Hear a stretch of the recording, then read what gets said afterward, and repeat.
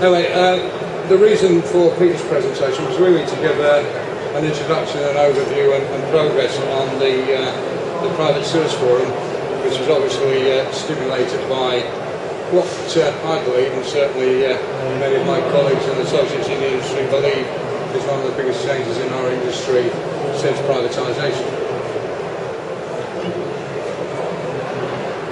This doesn't seem to be moving. Is there a technician in the house? Sorry about this, me and IT. That's what you're doing.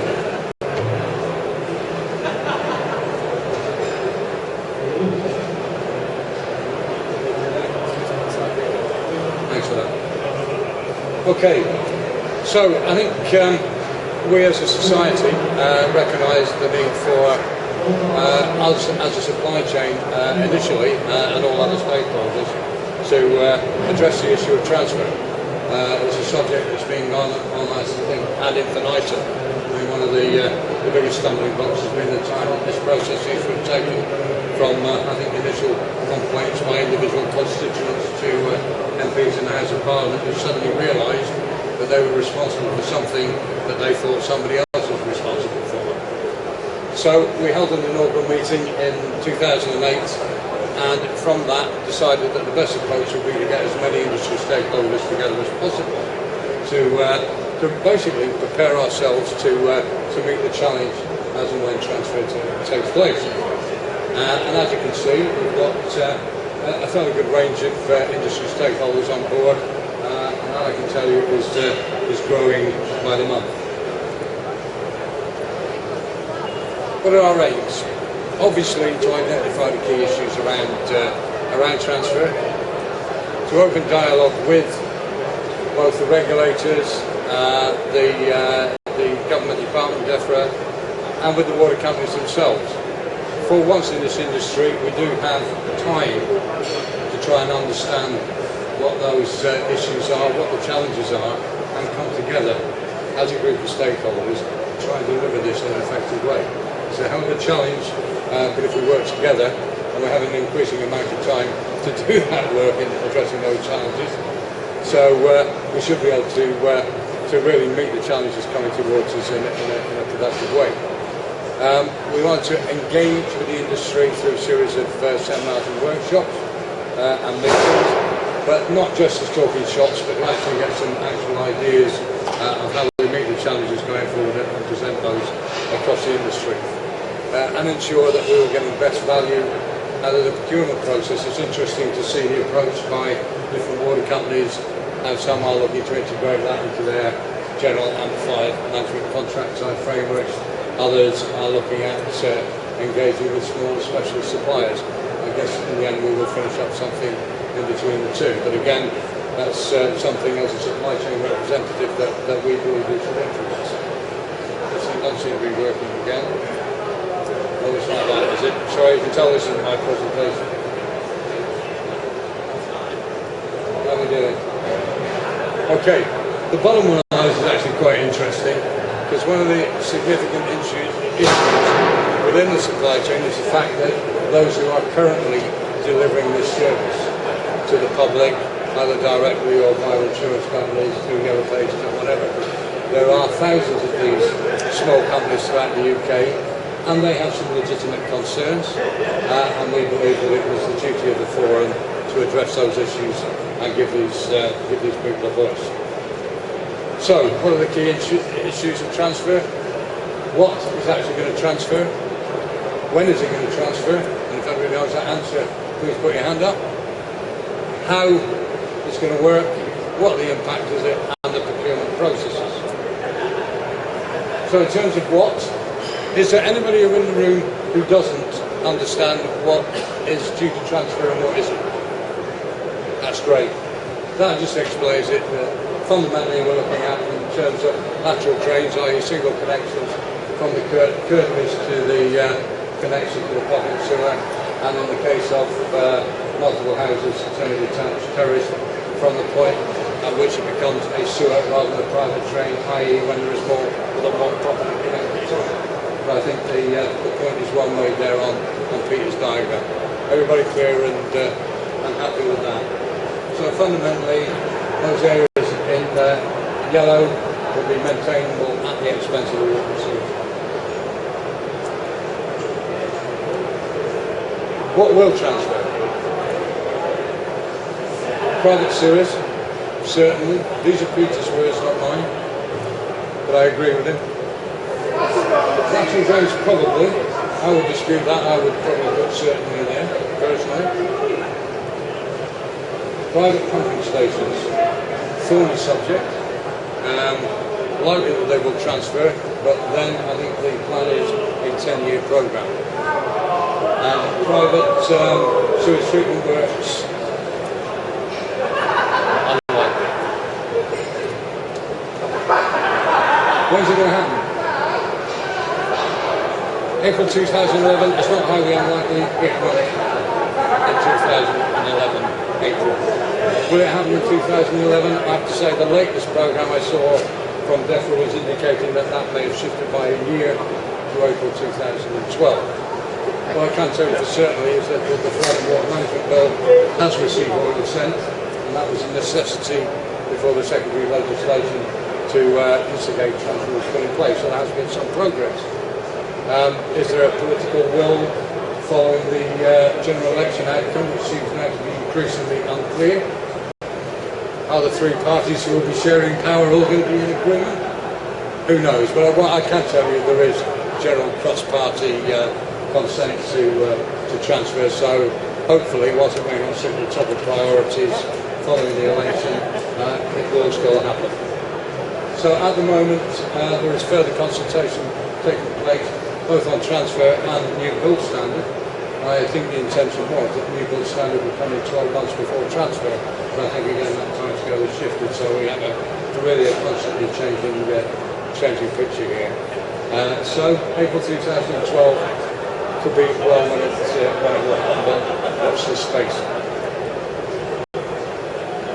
How's it going to occur? I think the favourite, if you are of a gambling nature, is to go for automatic overnight transfer. The reason for that is that it is clear, it is simple, and hopefully easier to communicate to the customer. I say hopefully because I have to say that communication by all parties in this process has not always been the best. And then looking at pumping stations, a process over 10 years, I think the problems with pumping stations are many and varied. A lot of them we don't know where they are, or water companies certainly don't know where they are. They certainly don't know what condition they're in. There are health and safety issues, and I think there are going to be a lot of hurdles to overcome before we achieve transfer there. But as I say, a 10-year programme is envisaged. Now, what's the impact? Certainly, I mean, again, I might take issue with Peter here and say number of blockages will remain, number of blockages will increase. Undoubtedly, I think the level of repairs, as Nathan indicated, could well increase. We are doubling the size of the network here, unknown, small diameter, a whole range of materials from pitch fibre through cement, through vitreous clay. So I think there'll be all kinds of issues, and I think the workload will increase. Who's going to do that work? And we come back to this issue now of who's currently doing it, and the majority of that is done by smaller drainage contractors or by the other pages names, the Dynarods and the Metrorods of this world. Most of it, or certainly on the private side, through the insurance companies. So, are our water companies, are our water and sewage companies wanting to take this workload on in-house? I say doubtful. Highly unlikely. It goes against all the current trends in terms of downsizing, introducing management contractors, etc. I think it's unlikely. Current drainage contractors undoubtedly will have a part to play. I think in what format is debatable.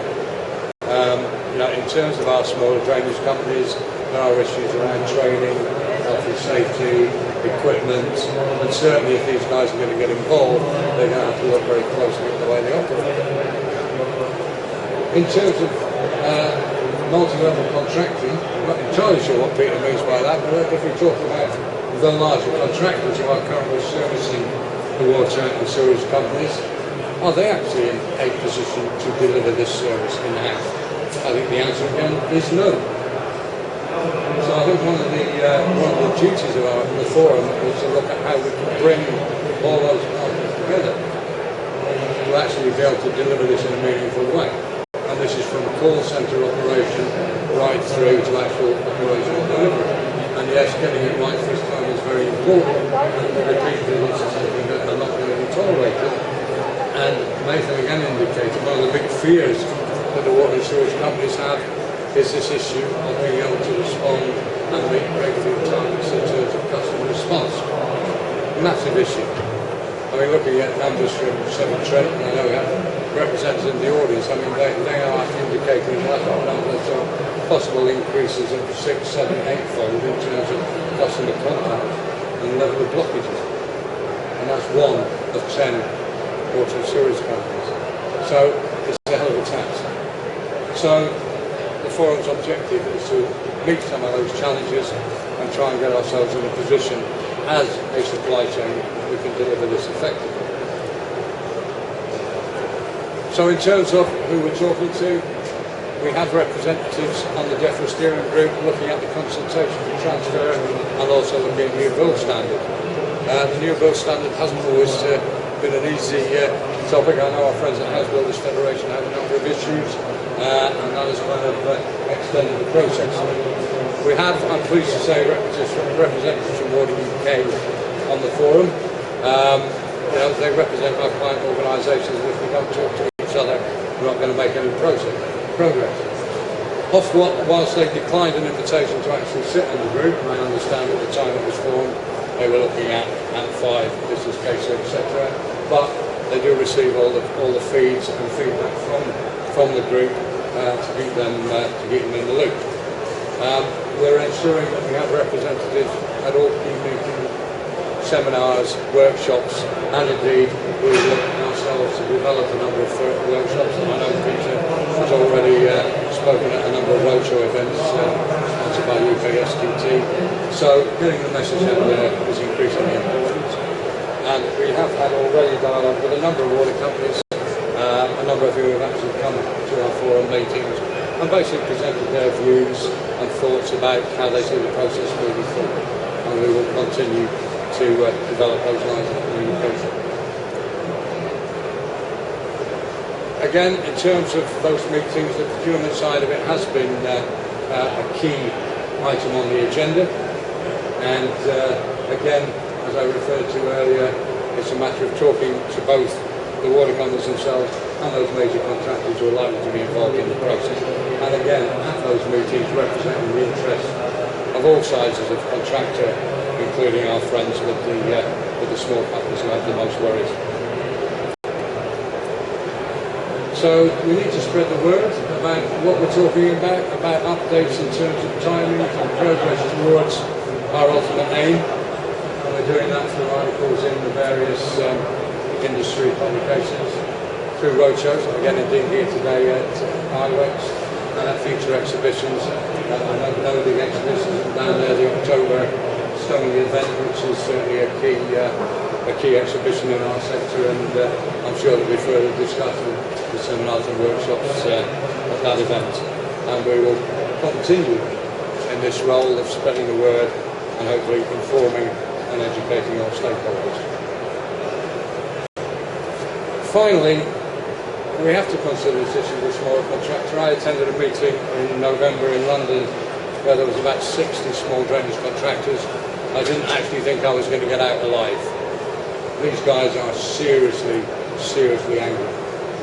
With some justification. I think it is safe to say that they haven't been communicated with, they haven't been consulted in the way they are. Now some of that is down to themselves.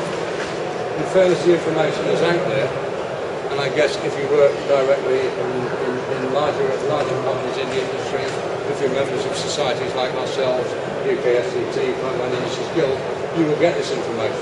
It is there, but you've got to look for it. Now, in fairness, some of these guys, 1-2 man bands, maybe haven't got the time or the information to do that. And I think it's the duty of us all to improve the communication network and make sure these guys, because there is so much misinformation out there. At that meeting, I mean, there were a number of people in the audience who thought that the purpose of the meeting was to stop it happening. And they genuinely believed that at the end of that night that we were going to go away having stopped the oil tanker, which is coming inevitably towards us. They were talking about increases to bills in the realms of hundreds and thousands of pounds. And this was being put forward as fact. So, yeah, it's a typical Chinese whispers situation, and we really do need to give these guys a voice. Sadly, we can only provide that conduit. If they choose not to take it, then we may have a problem. However, we will continue to communicate with them and continue, hopefully, to assure them that their interests will be best represented through the forum. I guess we can do no more than that. I think that's come to the end of Peter's slides. I hope I've managed to get a feel of what he was trying to get across to you. Yeah, in conclusion, I would just say we have a big challenge here. It is an opportunity. It's an opportunity for us all, including those smaller drainage companies. The workload's not going to go away. It's going to increase, but we need to do it effectively and cost effectively. And Nathan and Richard certainly will need some food for thought in terms of how we're going to deliver that from the contracting fraternity. So I look forward to the official announcement of when it's going to happen. And maybe now, thank you for listening and open up for a bit of discussion and questions.